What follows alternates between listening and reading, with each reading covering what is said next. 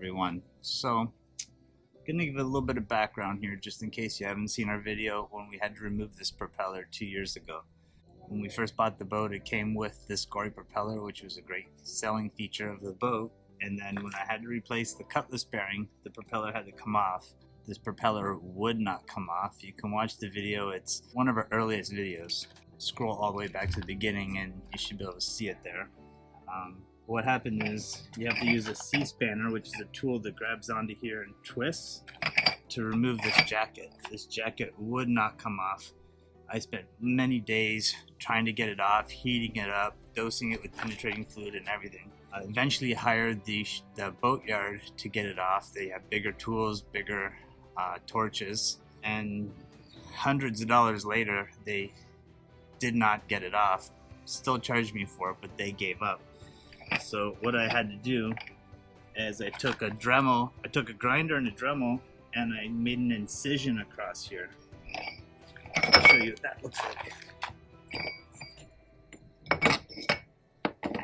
This is where I cut it. So we had that welded or bronzed while we're in Dominican Republic. It didn't turn out perfectly, but they did get the threads lined up quite well and ground down so that it would thread on. Then my next problem I had, we still couldn't put on right away. We didn't have the boat on the hard. What happened now is this fits on here and this jacket screwed on. Now when this jacket comes to the end of its threads, you can see how it lines up with that screw that gets screwed in there, which keeps the jacket on. When we got it back, it actually stopped way back here where a different set of screws for the collar attach. So this wouldn't turn all the way, and that was because the welding didn't line up when they didn't tack it on in place with the diameter at the exact right spot. So what I had to do, in order to get this to turn, it's about maybe 1.25 inches, 1 3/8 turn more. What I had to do is grind this down, the inside of this, so that when this goes on, it goes just a tiny bit further in. And now, when this goes on, it lines right up with the threads. Back it off a couple millimeters and it's right there. I don't really want this to go on tight because that would put me right back in the position I was in Virginia when we first started. It wouldn't come on because it was too tight. Literally right at the end of my threads, threaded on all the way with just a hairline gap. I've got some white lithium grease I'm going to use. It's the only waterproof grease that I have on board. I could buy some other grease, but it's Sunday and I read that white lithium grease is waterproof, so it should be fine. I'm pretty sure that's more of a premium thing anyways. I don't want this to get seized up again, because if I have to get this off again, I will be having to probably cut it again. I'm not going to spend another 2 weeks trying to unscrew this thing. It just gets warped. So we're going to get this installed. First thing we want to do, make sure when this goes on, it goes on without the shaft protruding past here, and that's perfect. It's like 2 or 3 millimeters in. They say not to lubricate this. That should be a dry fit. Then this keyway has to fit in here. It also has to fit in here. The keyway fits both ways, but when I put this on, yeah, key goes all the way through. Key fits in here. It fits a little too snug. I think I have to clean this out more because this should just glide over.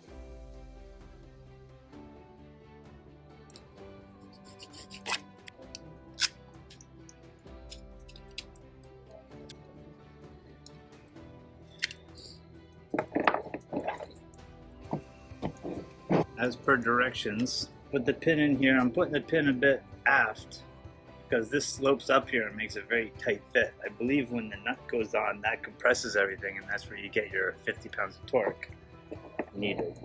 So this one here goes on without torquing. White lithium grease. So you thread on here so that this will hopefully not seize on again. Most of these parts go on with Loctite, but these threads go on with anti-seize. Waterproof lubrication, which is exactly what this is. Probably going a little bit more generous than it wants, but since it had such an issue before, I don't want this getting stuck again. Put the cone on. How far does that have to go? Has to go pretty far. 50 pounds of torque. I don't have a torque wrench. It should bring me to about almost 12 inches. 12 inches is about here. If I push down on this 50 pounds worth of weight, it should be pretty close to 50 pounds of torque. That lines right up now.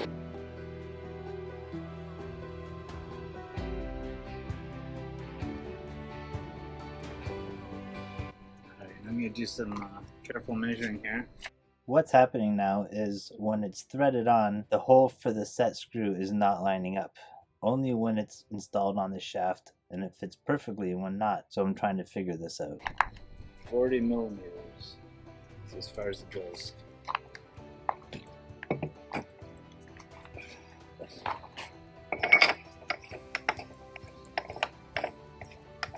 Might have to grind down a bit inside there, and perhaps the weld's in the way. I won't know until this is removed again. Found something to support the pole with, or the shaft with. So I have to turn this without the shaft turning. I've already torqued it down pretty hard. I kind of screwed up. I was struggling to get this off, and I forgot that I had those set screws in there. I gouged up my nut. Those screws embed into it, so I think it's still okay. When they go in, it'll just go into that groove, and I'll have to go a little bit tighter. I'm gonna try to figure out what I did wrong here. Goes all the way. That goes on there fine.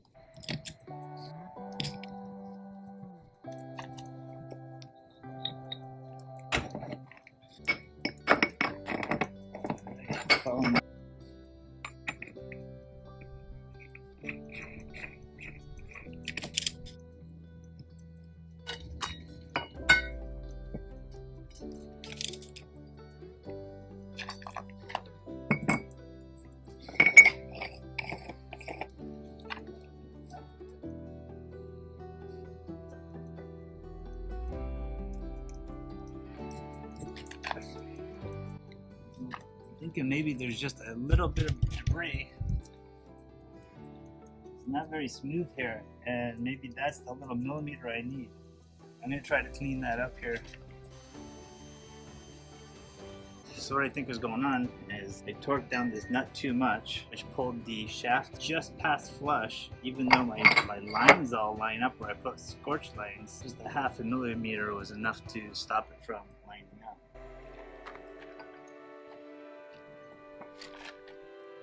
It's like half a millimeter out.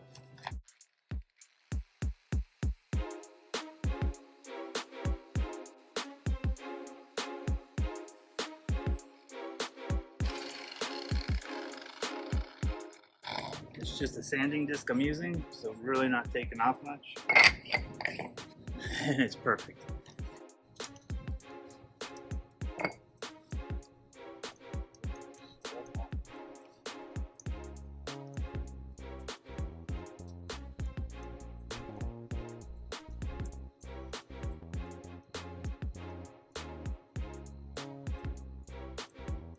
Now, this guy's gonna thread right on. Oh, it's so perfect now.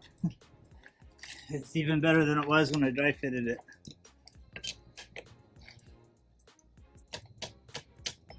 Doing a few turns at a time to get this well situated. Voila. Awesome.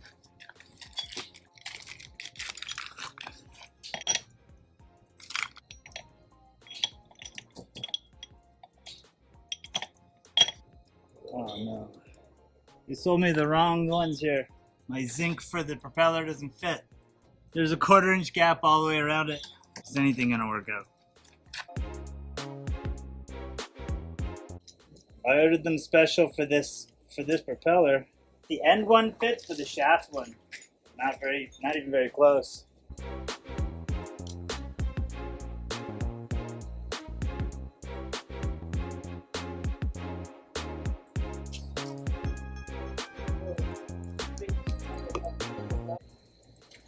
So far, everything went well except for these zincs.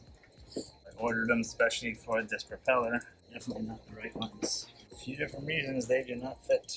So these are the zinc diodes I bought back when I was in Luperon for this size propeller. This is the one that went on it, and it's noticeably different size. I'm gonna have to put these on, hope to get another season out of them. I mean, there's multiple ones on this shaft anyways, and they're gonna be putting more on this shaft.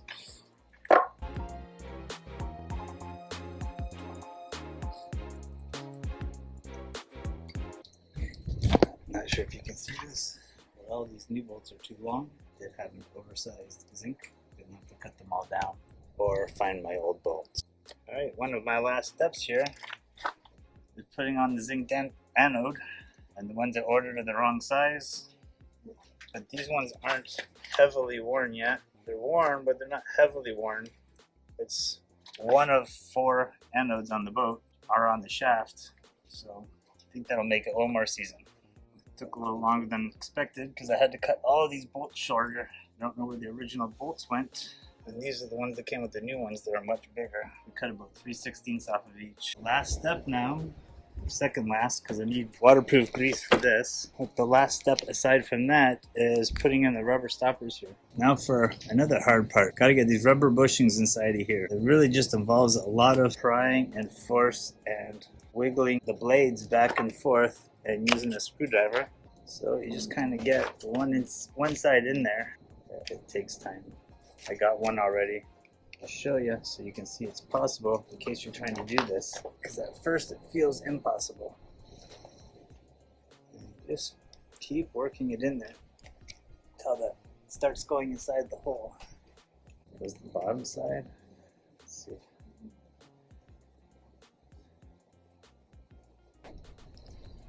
There we go. And another one in. Still a little gap there. Oh, there's a little gap on that one too. It might be as far as they go in. One wasn't so bad. So I'll show you with one more. There, see? Moves the blades a little bit, it straightens it out. And then force that in there. There it is. Everyone gets a little easier. There you have it. Only 3 gallons of sweat. Hope you learned something about this.